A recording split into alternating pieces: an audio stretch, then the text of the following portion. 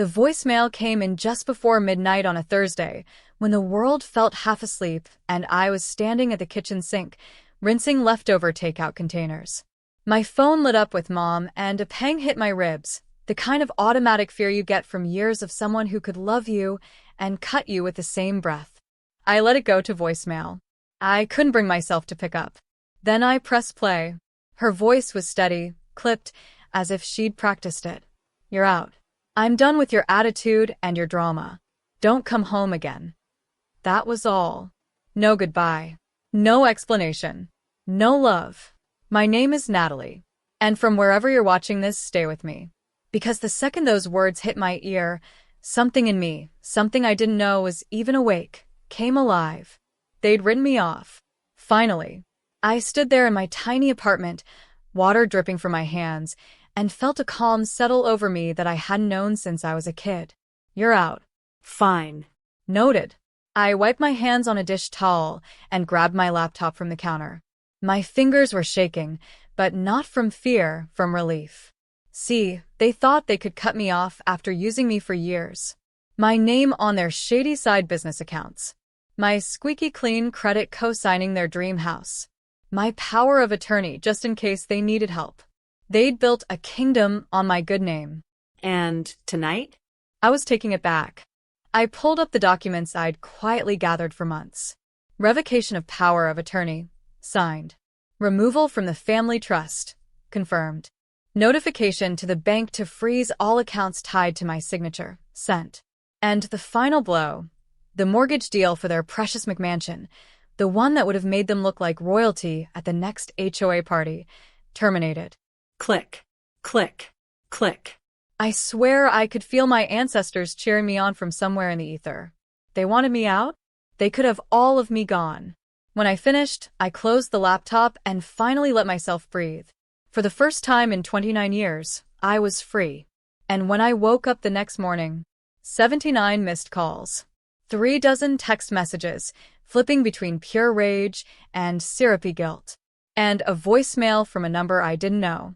I hit play, half expecting more of their shrieking. A man's voice, tight with panic. "Miss Natalie, this is Attorney Raymond.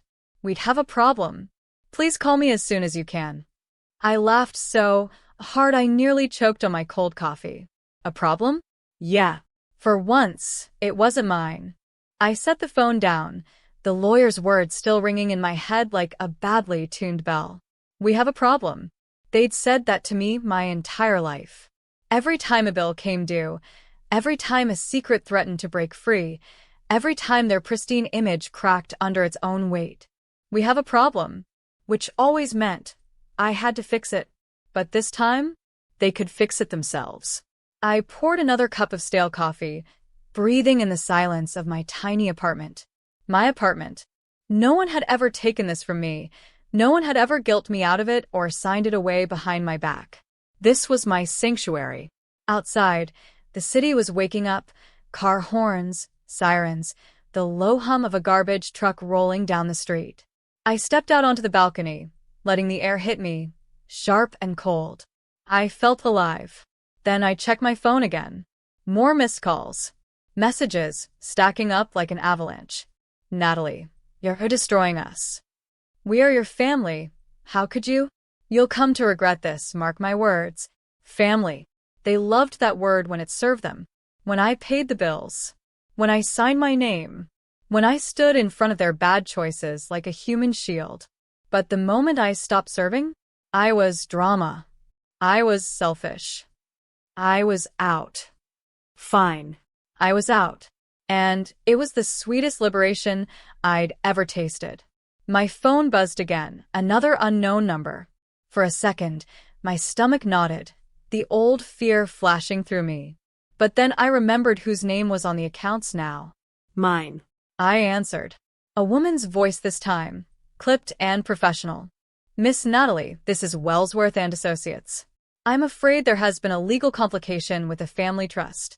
Your removal was processed without advance notice to your parents, which is being contested. We would appreciate your cooperation in—" I didn't let her finish.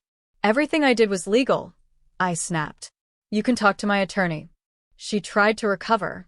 Ma'am, your parents are very distressed. I laughed. A hollow, rich, exhausted laugh. They'll live. And I ended the call. Because they'd lived off me long enough. Inside, the apartment felt brighter. Warmer. Even the cheap Christmas candle flickering on my counter felt like a new beginning. They had called me a problem solver my whole life.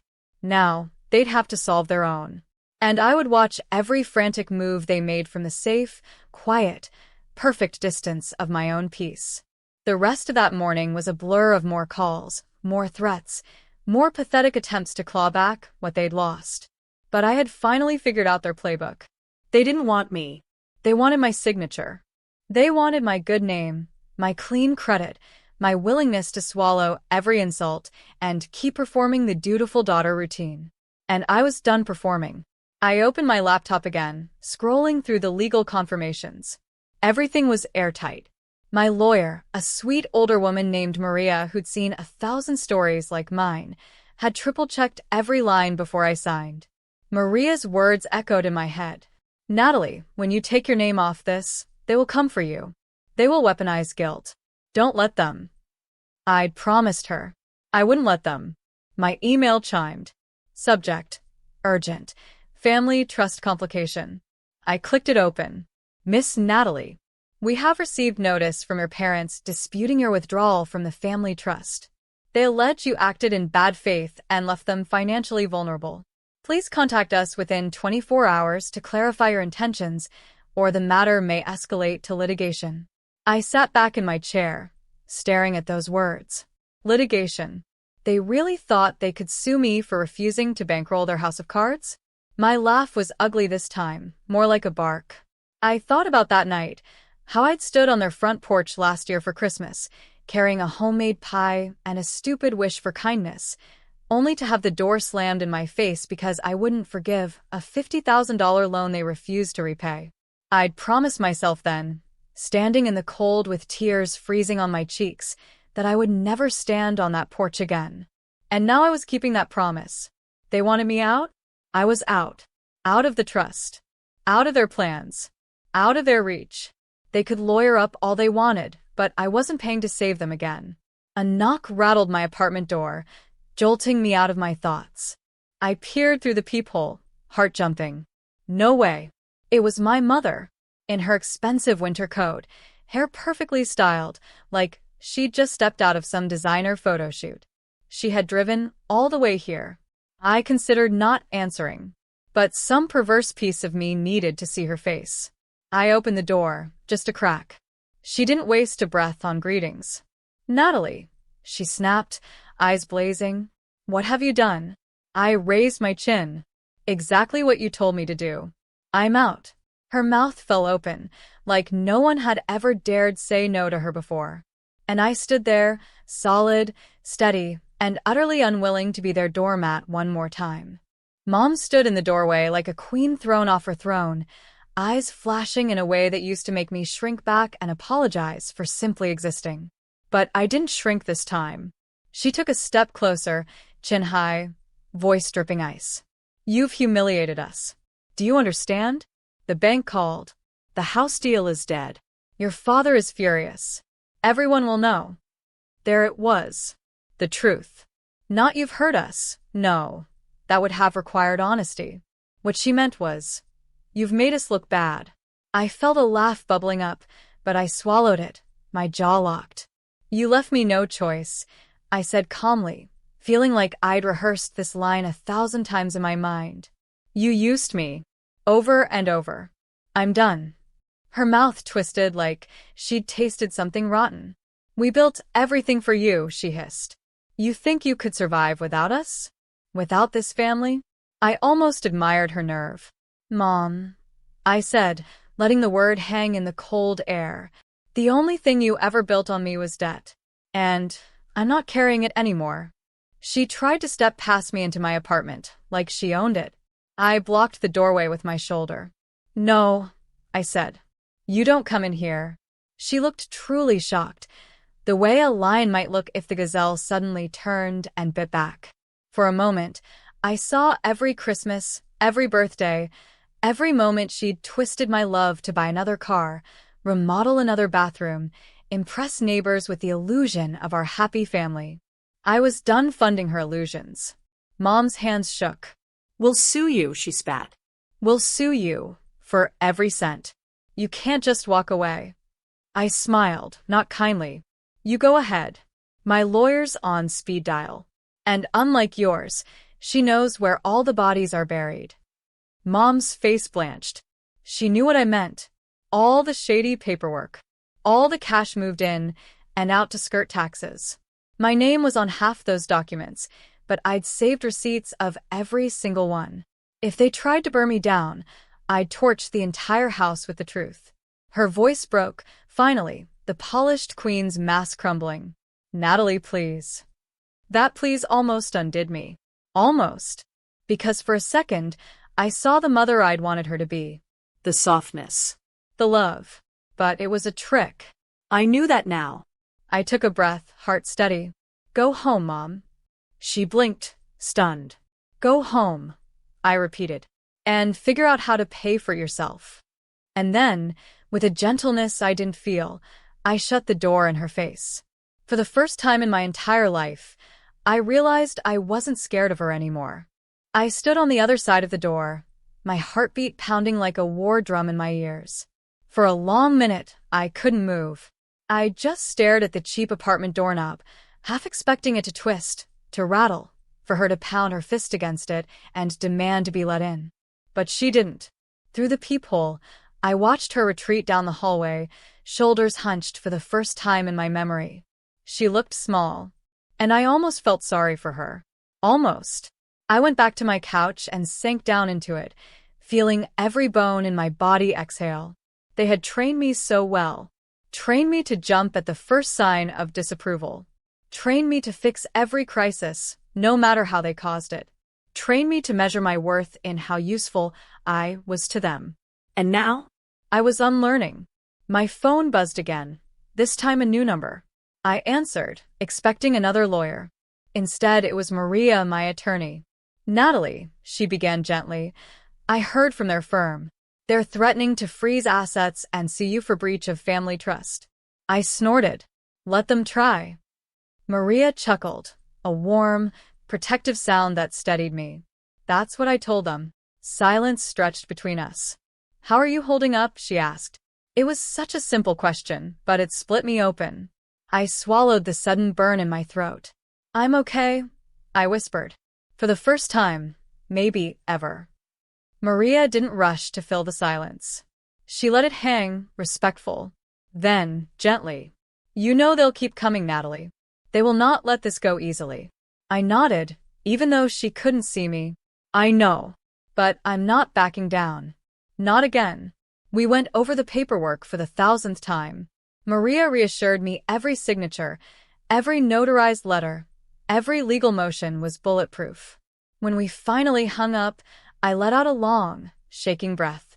My phone lit up one more time from my sister. You're heartless. I hope you're happy. We might lose everything. I closed my eyes and held the phone to my chest. They still didn't get it.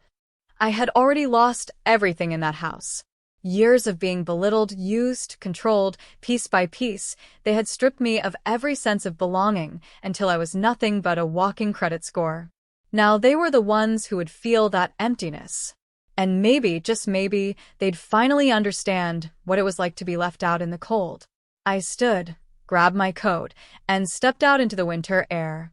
For once, the chill didn't feel like punishment. It felt like freedom. I wandered the block for a while, letting the crisp wind sting my cheeks and fill my lungs.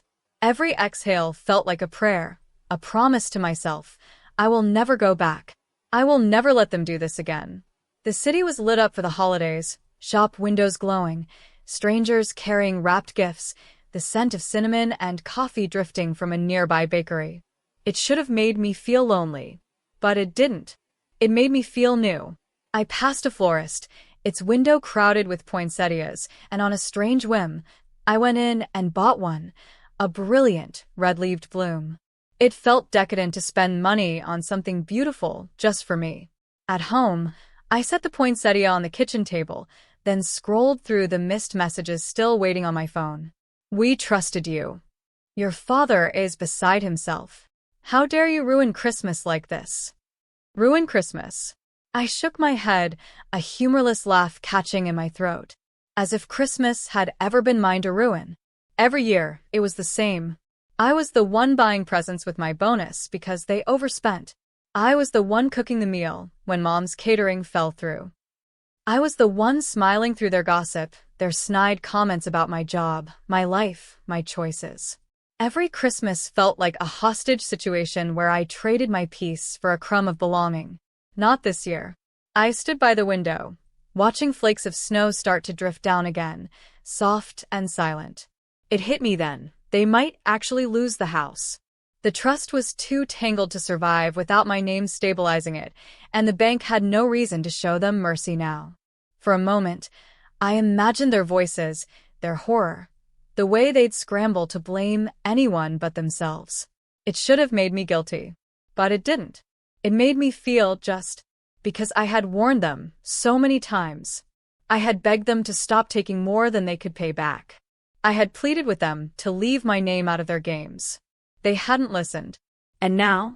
Now the bill was due. My phone buzzed again. One final message from Mom. We will never forgive you for this. I smiled, tracing the edge of the poinsettia's bright leaves. Noted, I whispered, as if she could hear me. And I meant it, because I hadn't done this for their forgiveness. I'd done it for my own. By the next afternoon, the storm I'd set off was in full swing. My lawyer forwarded me a formal notice. The bank had frozen the entire trust, pending investigation. My parents would have no access to the accounts until they proved they could shoulder the debt on their own. The house deal was gone, ashes on the wind. I sat on my couch, the poinsettia glowing bright against the winter light, reading through the official words with a strange sense of calm. They had called me the destroyer, the traitor, the problem. But I wasn't the one who built a house on sand. They had. They thought loyalty meant I'd follow them straight into ruin, my arms outstretched to soften every fall. Not anymore. My phone rang, breaking the quiet. This time it was a local number, no mask, no block line. A lawyer's voice again, tight and clipped. Miss Natalie, your parents' legal team is demanding you appear for mediation. I smiled, stretching my legs out on the couch. No, thank you. The lawyer hesitated. They're very upset. I almost laughed. Tell them to get in line. I hung up, dropped the phone on the cushion beside me, and closed my eyes for a long moment. A part of me was still raw, still hurt. I couldn't lie to myself about that. There were memories I'd never get back, birthday parties turned to arguments, Mother's Day brunches where I'd been told to try harder, family photos where I'd been cropped in on the edge like an afterthought. I had poured so much love into them, so much of myself, waiting for something real in return. But they had taken it again and called it normal. No more. I opened my eyes, looking around at my quiet apartment. The lamp I had picked out alone, the scent of cinnamon from the candle I bought with my own paycheck, the silly thrift store mug on my table. All mine. No one could repossess my peace. No one could foreclosure my boundaries. No one could evict me from my own worth. They could throw their tantrums, hire their lawyers, gather the entire extended family to shame me. I was unmovable now. For the first time in my life, their chaos couldn't reach me. And that was the kind of freedom I'd never put a price tag on. They say the holidays are supposed to bring people together. Maybe they do, for families who know how to love without strings attached, who give without expecting a blood sacrifice in return. But mine had shown me exactly what they valued. It was never me. It was what I could provide, what I could sign, what I could fix. So I let them burn. The final paperwork from Maria arrived on New Year's Eve. Clean. Irrevocable. My name severed. Every loophole closed. Every joint account erased from my credit report. It felt like a holy moment, seeing those signatures. Like baptizing myself in something pure, after wading through their poison my whole life. My phone still buzzed, even that night. Angry texts, then guilt-ridden ones, the pendulum swinging back and forth until I wondered if they even heard themselves anymore. We can't keep the house without you. The neighbors are asking questions. You'll be alone forever, Natalie. I read each line with a sense of calm that bordered on supernatural. Alone? I had never felt less alone than in that moment. I had myself. I had my own peace. I had the knowledge that I could build something honest, something true, something free of their corruption. The fireworks started downtown, distant cracks and pops breaking through the night. I watched them from my window, poinsettia on the sill, its leaves glowing red under the strobe of the city lights. And I realized I didn't need their house, didn't need their trust, didn't need their holiday table with forced smiles and thinly veiled insults. I could build my own home, in my own way, brick by brick, boundary by boundary, with hands that no longer shook every time someone raised their voice. My phone buzzed one last time. A final text from Dad. Congratulations. You've destroyed everything. I whispered to the window, the city, the world. No. I finally saved myself. And then I turned off my phone, leaving their noise in the dark where it belonged. The new year was about to begin, and for the first time ever, I was stepping into it clean. No more secrets. No more signatures. No more debts I didn't choose. Just me. Unapologetic. Unbreakable. Unbought. I raised a toast to no one but myself, a silent vow that I would never again trade my peace for a place at a table that demanded I starve to keep them fed. This was my story now, and I would write it however I pleased.